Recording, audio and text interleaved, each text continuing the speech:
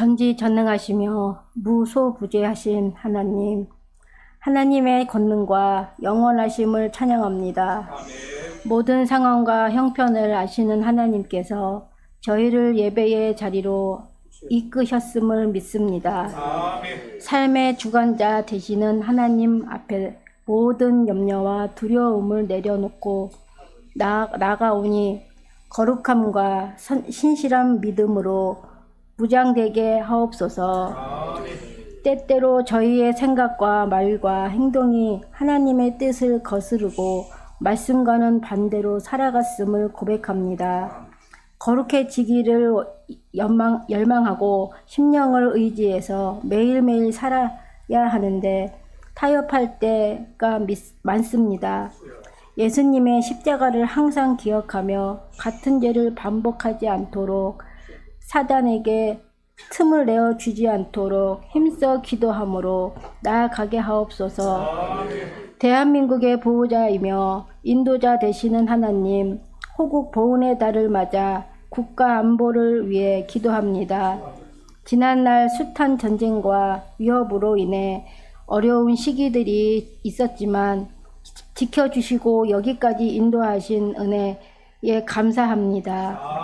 국방력이 더욱 강화되게 하시고 외교가 원활하게 이루어지며 경제, 정치, 사회의 모든 분야가 안정화되도록 위정자들 가운데 함께 하옵소서. 특별히 군에서 복무하고 있는 대한의 모든 국군 장병들을 위해 기도합니다.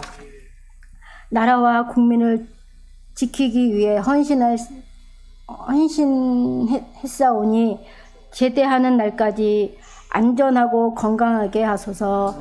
용기와 지혜, 평안을 주시고 군에 가기 전보다 더 성장하고 성숙하게 하옵소서. 사랑하는 가족들을 지켜주시고 사회로 복귀하는 때 새로운 환경에 잘 적응하도록 또한 도와주시옵소서. 광명 창성교회를 위해 기도합니다. 각 부서마다 봉사자들에게 성령의 충만함이 있어 섬기는 모든 일이 죽게 하듯 감당하는 은혜의 시간이 되게 하소서. 모든 부서가 협력하고 하나 되어 하나님이 쓰시기에 유용한 교회가 되게 하옵소서. 모든 활동과 사역이 하나님의 영광을 나타내게 하시고 이웃에게 덕이 되는 봉사가 되게 하소서. 말씀을 전하실 목사님을 위해 기도합니다. 사역 가운데 몸과 마음이 지치지 않도록 힘 주시고 가정 가운데 평안과 감사가 가득하게 하소서. 날마다 묵상 가운데 지혜와 통찰력을 주시고 설교가 성도들의 마음에 울림을 주어 삶이 변화하는 은혜가 있게 하옵소서. 마음을 다해 드리는 예배를 통해 하나님께 기쁨이 되게 하옵시고 저희에게도 희망과 위로가 임하게 하옵소서. 한 주간도 다가올 많은 일들과 도전 속에서 하나님을 의지하기에 흔들림과 두려움 없이 얻게 하시고 삶의 열매가 풍성하게 하옵소서. 이 모든 말씀 예수님의 이름으로 기도드립니다. 이 시간 함께 나눌 말씀은 베드로후서 3장입니다.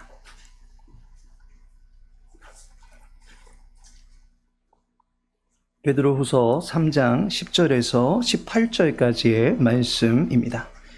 신약 387페이지 베드로후서 3장 10절에서 18절까지 함께 읽도록 하겠습니다.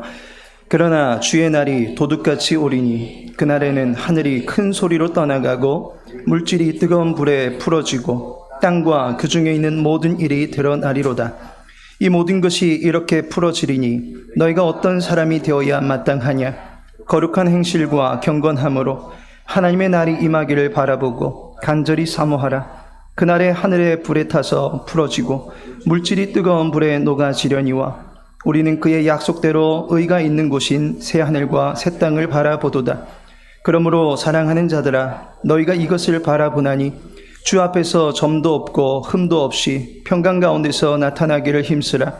또 우리 주의 오래 참으심이 구원이 될 줄로 여기라.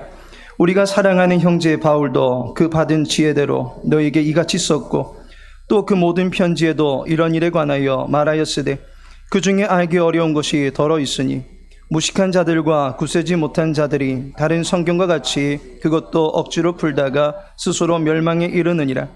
그러므로 사랑하는 자들아 너희가 이것을 미리 알았은즉 무법한 자들의 미혹에 이끌려 너희가 굳센 데서 떨어질까 삼가라.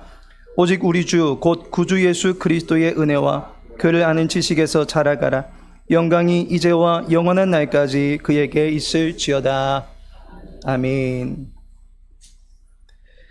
본문의 말씀 통해서 즐겁게 신앙생활하다가 그대로 멈춰라 라는 제목으로 말씀 나누고자 합니다. 생명의 삶과 맞추어서 주일 말씀을 나누고 있습니다. 오늘까지 베드로 후서를 묵상하게 됩니다. 오늘 베드로 사도가 남긴 마지막 말씀을 듣게 됩니다. 그가 전한 말씀이 무엇과 관련된 것인지 알기에 앞서서 문제를 하나 내겠습니다. 다음에 문제를 보시고 공통되게 연상되는 것이 무엇이 있는지 곰곰이 생각해 보시기 바랍니다. 보시는 그림은 바티칸 시스티나 성당에 있는 그림입니다. 제목은 잠시 후에 말씀드리겠지만 힌트를 드리자면 미켈란젤로가 그린 그림입니다. 다음에는 미국 남캘리포니아 성 마테 루터 교회의 스테인드 글라스 작품입니다. 제목은 잠시 후에 말씀드리겠습니다. 마지막 영화 터미네이터 2의 마지막 엔딩 장면입니다. 이 장면이 전해주는 메시지가 있습니다. 이 세 가지를 보고 무엇이 연상되십니까? 역시 우리 광명 창성교회 성도님들은 센스가 넘쳐나십니다. 지혜가 있으십니다. 앞서서 보여드린 그림들의 공통점은 재림을 다시 오는 것을 연상케 만듭니다. 가장 먼저 보여드렸던 성당의 벽화가 최후의 심판이라는 작품입니다. 두 번째 보여드린 스테인드 글라스의 작품명은 그리스도의 재림이라는 작품입니다. 마지막으로 보여드린 영화의 한 장면은 명대사를 남긴 유명한 장면입니다. I will be back. 다시 올 것이다. 세 가지 모두 다 다시 오시게 될 그리스도와 그 날을 연상시켜줍니다. 오늘 베드로 사도가 우리에게 전하는 마지막 메시지가 다시 오시게 될 그리스도를 소개하고 있다라고 하는 것입니다.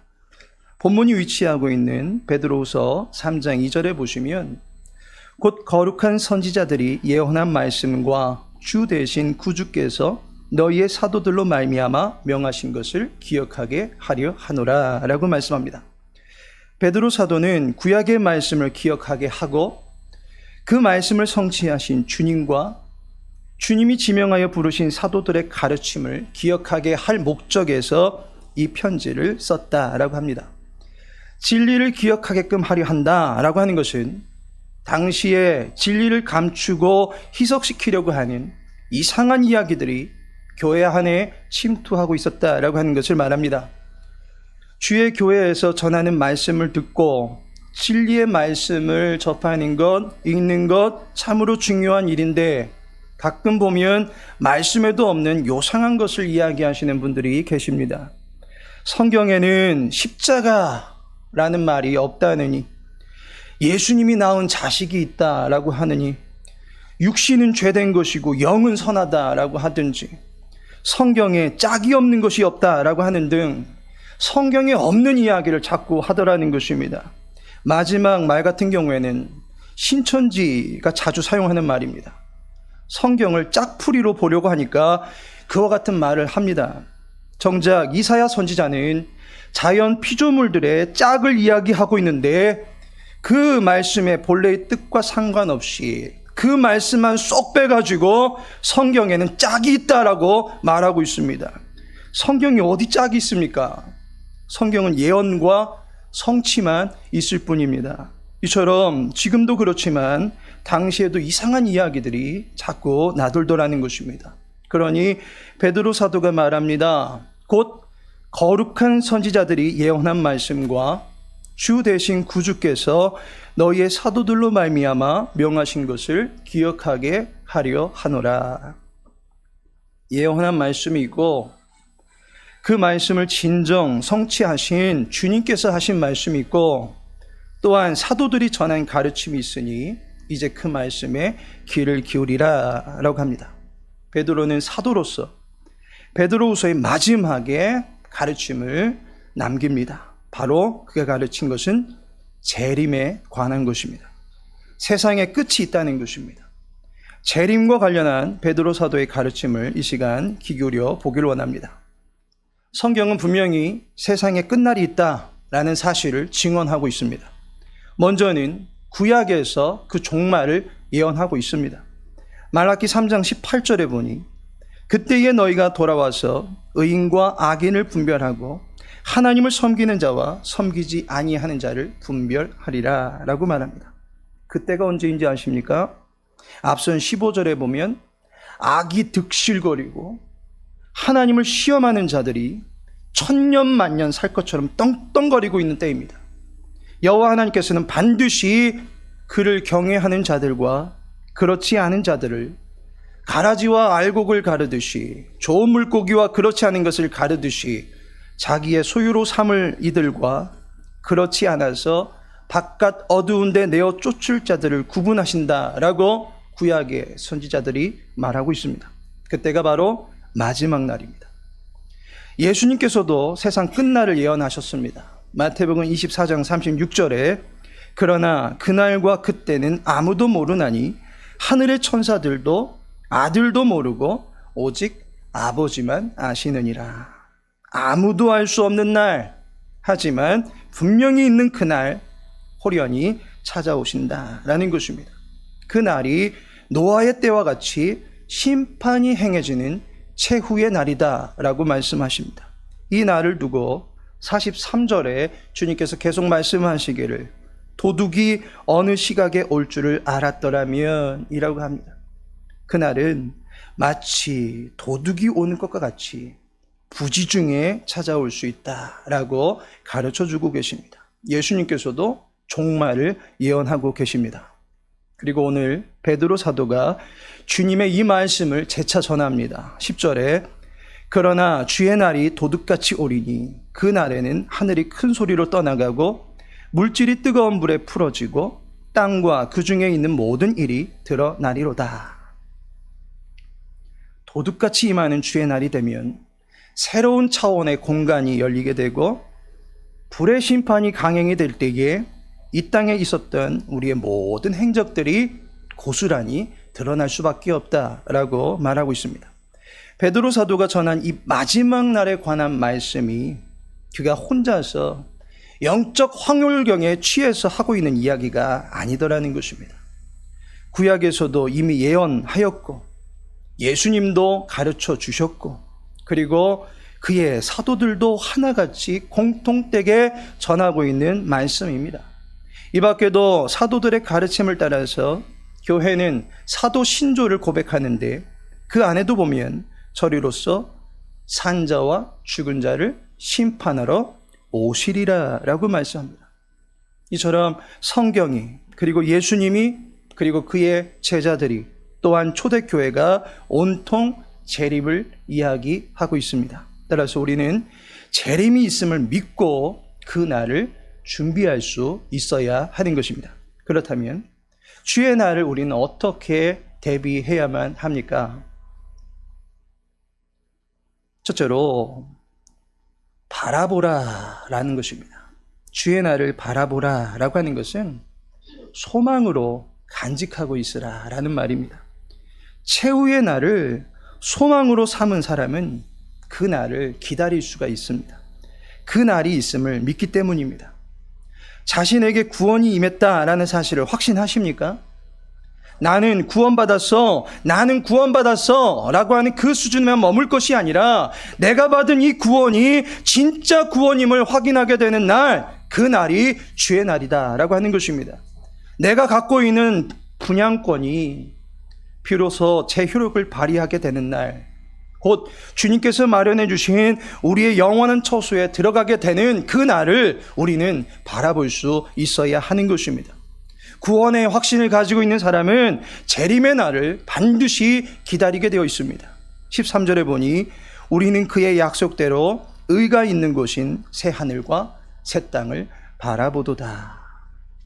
아직 나타나지 않은 새 하늘과 새 땅, 새로운 차원의 세계가 우리 앞에 도래하게 될 그 날을 바라본다라는 것입니다.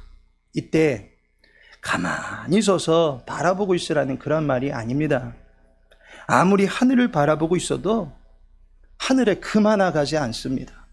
이 말은 가만히 서서 하늘 바라보면서 기다리고 있으라, 그런 말이 아닙니다. 사도행전 1장 11절에 보니 이르되 갈릴리 사람들아 어찌하여 서서 하늘을 쳐다보느냐, 너희 가운데서 하늘로 올려지신 이 예수는 하늘로 가심을 본 그대로 오시리라 하였느니라 라고 합니다. 왜 서서 하늘만 보고 있느냐라고 합니다. 그러자 이 말을 들은 제자들이 어떻게 합니까? 자기들의 자리로 돌아갑니다. 교회로 모입니다. 기도합니다. 그리고 그곳에서 성령을 받습니다. 성령 받은 이후에 주의 증인된 삶을 살아갑니다. 땅끝까지 주의 복음을 전하는 삶을 살아갑니다. 그것이 사도의 사명이기 때문입니다. 사도의 사명을 감당하기 위한 자리로 돌아갔더라는 것입니다. 여러분들은 사도입니까? 아닙니다. 여러분들은 사도가 아닙니다.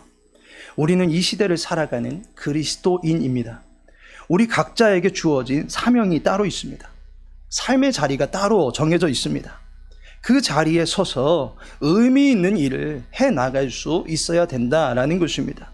재림이 있다는 것은 분명한 사실이기 때문에 그 날을 확신하지만 그 날만 붙들고 있을 것이 아니라 그 날을 향하여 나가는 모든 과정들을 성실하게 신실하게 살아가고 있으라라고 하는 것입니다.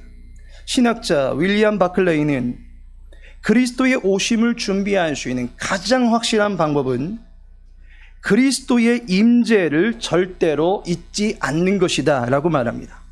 다시 잘 들으시기 바랍니다. 그리스도의 임재를 절대로 잊지 않는 것이다.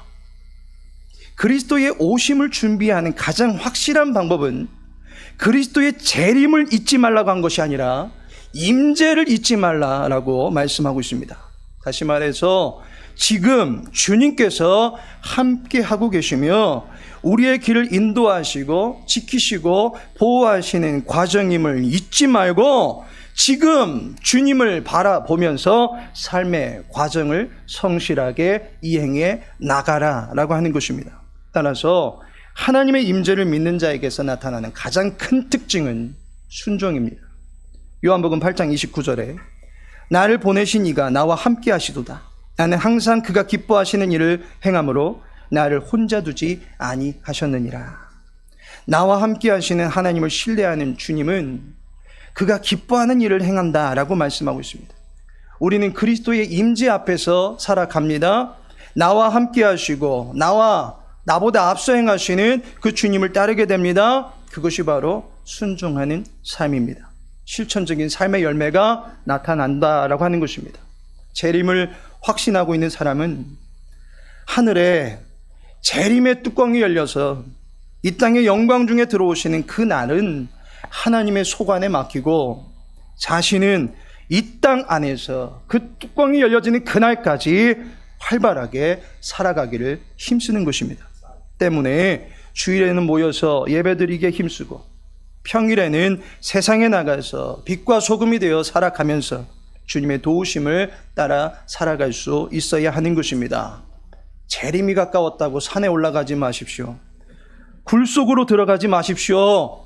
제발 좀 흰옷 맞추러 양장점에 가지 마십시오.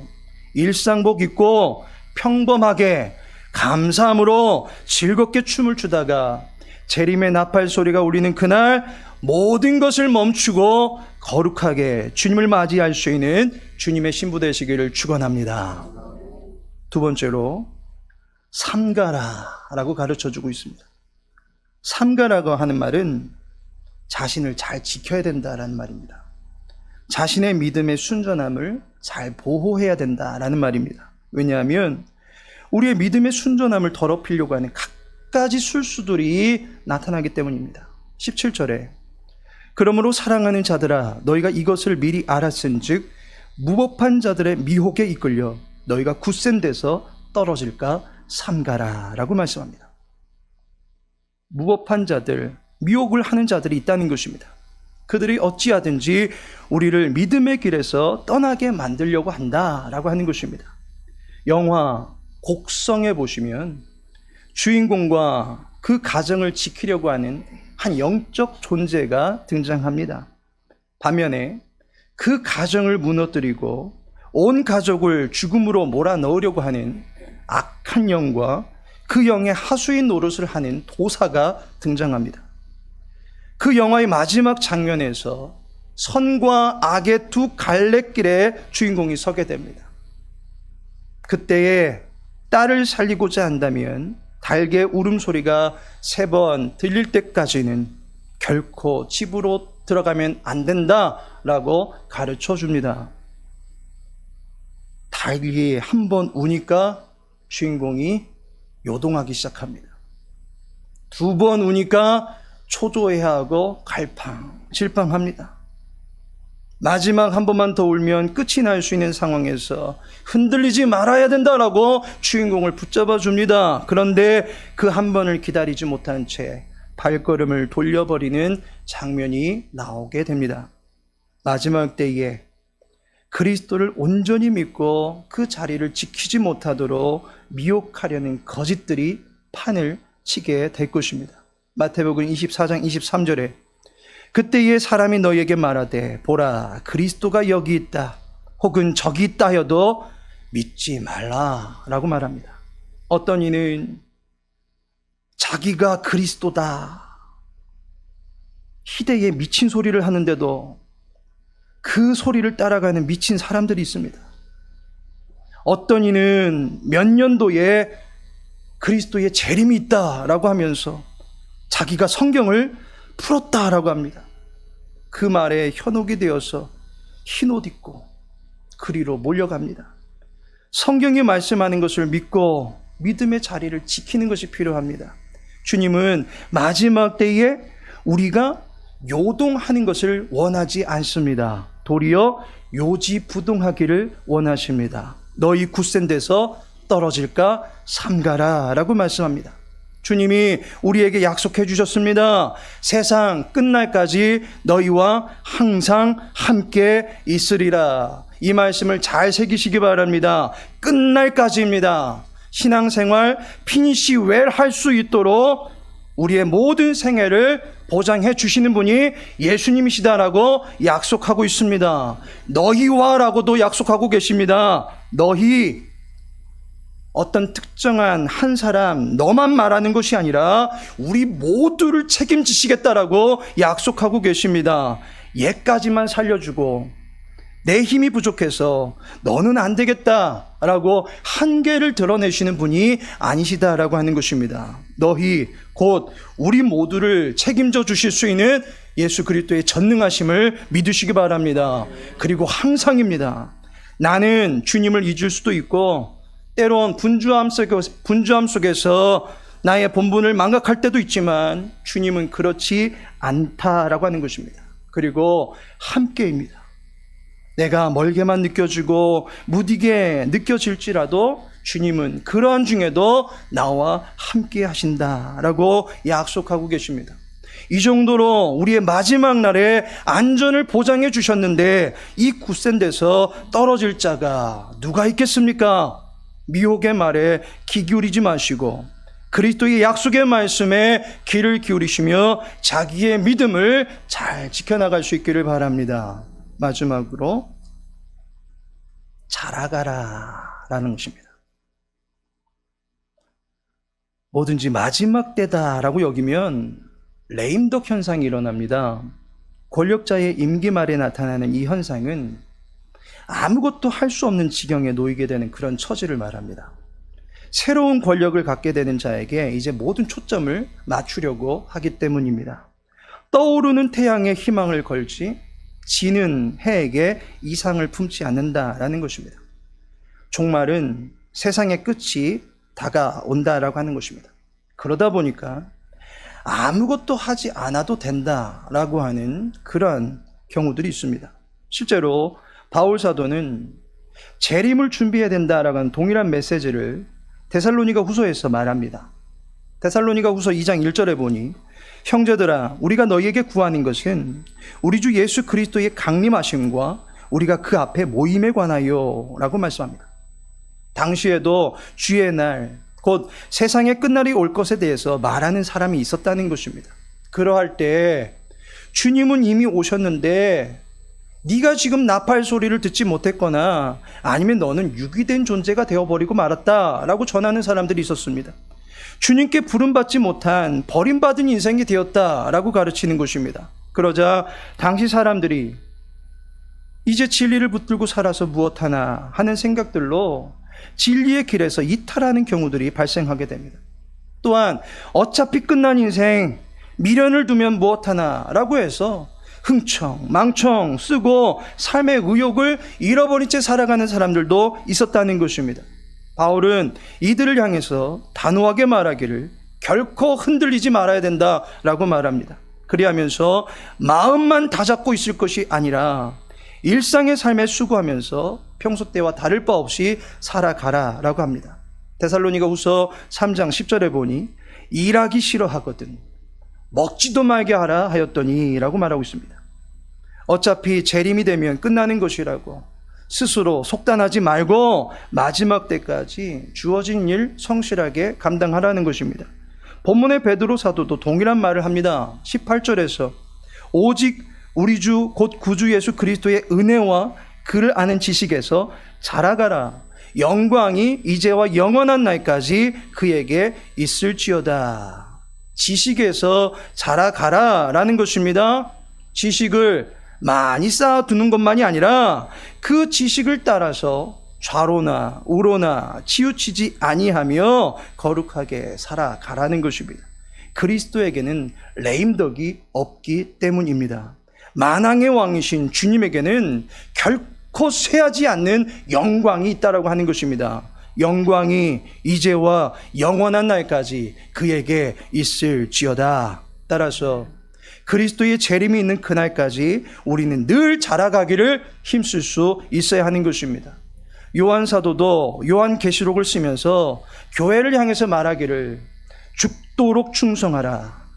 다시 말해서 죽기까지 또는 죽을 때까지 끝까지 하나님 믿으라 라고 말하고 있습니다. 우리는 마지막 때를 속단할 수 없습니다. 지금이 끝인가 보다 라고 자기 스스로 피날레 종을 울릴 수 없습니다. 끝날 때까지 끝난 것이 아니기 때문에 그때까지 우리는 우리에게 주어진 믿음의 레이스를 질주해 나갈 수 있어야 하는 것입니다. 주님을 더욱더 사모하며 믿음의 장성함을 위해서 계속해서 힘써야 하는 것입니다. 하나님께서 사랑하시는 성도 여러분, 기르는 식물도 반려견도 사용하는 가전제품도 끝이 있습니다. 그리고 내 인생에도 끝이 있습니다. 성경이 말하지 않습니까? 영원한 것은 오직 하나님밖에 없다라고 말합니다. 모든 것에 끝이 있습니다. 최후의 날이 심판의 때이고 종말의 때이고 재림의 때입니다. 그날은 반드시 옵니다. 그러나 그 날을 인간이 조작하거나 막을 수는 없습니다. 불가항력적인 때입니다. 따라서 우리는 건드릴 수 없는 영역은 하나님의 일로 맡겨두고 그 날이 있음을 믿고 그 날을 대비하여 오늘을 살아가는 일이 필요합니다. 베드로 사도가 말합니다. 13절과 14절 다 같이 읽겠습니다. 우리는 그의 약속대로 그러므로 사랑하는 자들아 너희가 이것을 바라보나니 주 앞에서 점도 없고 흠도 없이 평강 가운데서 나타나기를 힘쓰라. 아멘. 날은 오지만 늘 주님 앞에서 살아가라는 것입니다. 주님 앞에서 주님과 동행하면 내가 주 앞으로 가게 되든지 아니면 주님께서 재림의 주가 되시어서 내게로 오시든지 매 한 가지 인생의 끝을 보게 될 것입니다. 재림의 주, 영광의 주가 항상 우리 앞에 서 계실 것입니다. 주님을 아련하게 될 마지막 날을 믿음으로 준비하며 즐겁게 이 생에서 생활신앙하며 살아가시다가 마지막 날 주님 부르실 때에 모든 일 멈추고 주님 만나러 가게 되는 저와 여러분 되어지기를 예수님의 이름으로 축복합니다. 지금은 성자 예수 그리스도의 은혜와 성부 하나님의 크신 사랑과 성령 하나님의 내주 교통 인도 위로하심이 재림의 주를 기다리며 이 생에서 믿음의 본분을 지켜나가기로 결단하는 모든 성도들과 주의 교회 위에 이제로부터 영원토록 함께 있을지어다. 아멘.